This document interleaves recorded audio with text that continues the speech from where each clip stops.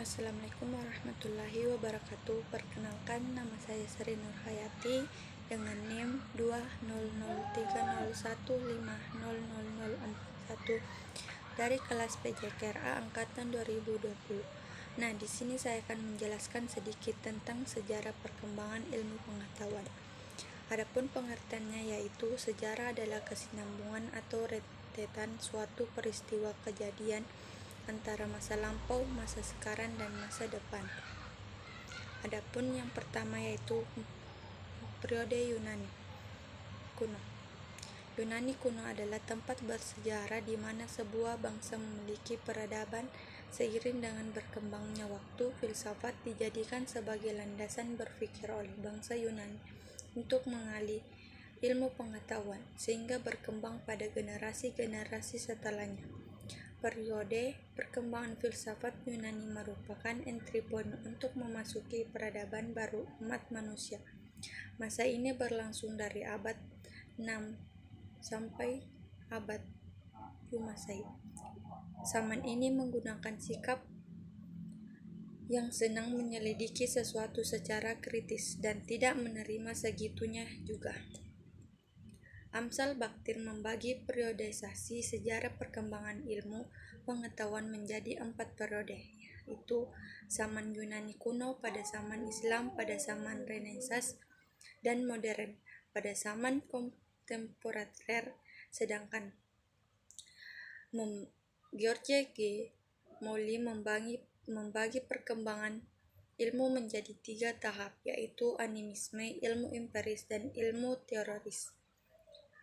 Menjelaskan bahwa permulaan ilmu dapat ditelusuri sampai pada permulaan manusia. Pada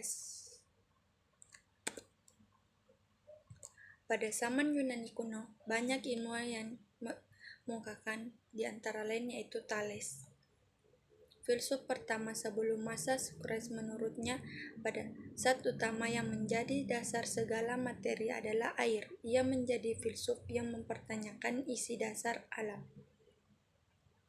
Kedua, Pythagoras. Pythagoras adalah seseorang yang matematikawan dan filsuf Yunani yang paling dikenal melalui teorema Pythagoras yang menyatakan kuadrat hipotenusa dari suatu segitiga siku-siku adalah sama dengan jumlah kuadrat dari kakinya. Ia dikenal sebagai bapak bilangan. Ketiga, Sokrates. Sokrates adalah yang mengajar Plato, dan Plato mengajar Aristoteles. Pemikiran beratnya adalah metode penyelidikan yang dikenal sebagai metode Eleskos, yang banyak diterapkan untuk menguji konsep moral yang pokok. Karena itu, Sokrates dikenal sebagai bapak dan sumber etika atau filsafat moral dan juga filsafat secara umum.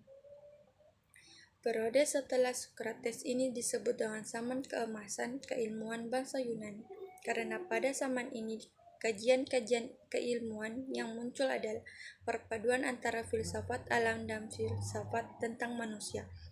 Tokoh yang sangat menonjol adalah Plato, yang sekaligus murid Sokrates. Keempat, Plato. Plato ialah murid Sokrates dan guru dari Aristoteles. Karyanya yang paling terkenal ialah Politeia, di mana ia menguraikan garis besar pandangannya pada keadaan ideal. Selain itu, ia juga menulis tentang hukum dan banyak dialog, di mana Sokrates adalah peserta utama. Sumbangsi Plato yang terpenting tentunya saja adalah ilmuwan mengenai ide. Plato yang hidup di awal abad ke-4 Masehi adalah seorang filsuf paling tua yang tulisan-tulisannya masih menghiasi dunia akademis hingga saat ini. Kelima, Aristoteles.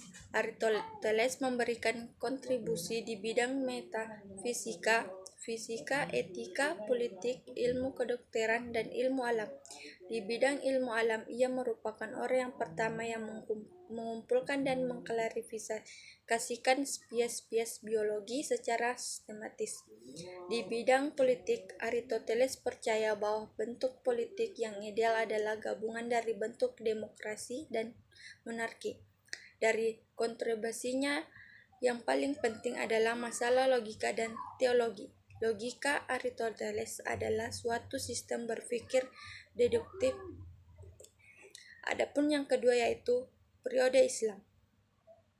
Islam adalah ajaran yang sangat cinta terhadap ilmu pengetahuan. Hal ini sangat terlihat dari pesan yang terkandung dalam Al-Quran yang diwahyukan pertama kali kepada Nabi Muhammad SAW, yaitu surah Al-Alaq dengan diawali kata perintah, Iqra yang berarti bacalah, dikemukakan oleh Nasution. Keilmuan ini berkembang pada zaman alam klasik. Keilmuan ini dipengaruhi oleh persepsi tentang bagaimana tingginya kedudukan akal seperti yang terdapat dalam Al-Quran dan hadis. Sekitar abad ke-6-7, obor kemajuan ilmu pengetahuan berada di pengakuan peradaban Islam. Menurut Bertrand Russell, lebih terkenal dalam filsafat Kristen daripada filsafat Islam. Dalam filsafat Kristen, pengaruhnya di Eropa sangat besar, tidak hanya skolastik, tetapi juga pada sebagian besar pemikir-pemikir bebas non-profesional yang menentang keabadian dan disebut Averroes. Ketiga, periode Renaissance dan Modern. Renaissance adalah periode perkembangan peradaban yang terletak di ujung atau sesudah abad ke-8 sampai muncul abad modern. Renaissance merupakan era sejarah yang penuh dengan kemajuan dan perubahan yang mengandung arti bagi perkembangan ilmu. Ciri umum Renaissance yaitu humanisme, individualisme, sekularisme, empirisme, dan rasionalisme. Sains berkembang karena sangat dan hasil empirisme. Sementara Kristen semakin tertinggalkan karena sangat humanisme.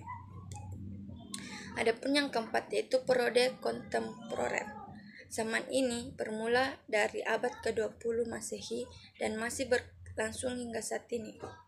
Zaman ini ditandai dengan adanya teknologi canggih dan spesialisme ilmu-ilmu yang semakin tajam dan mendalam.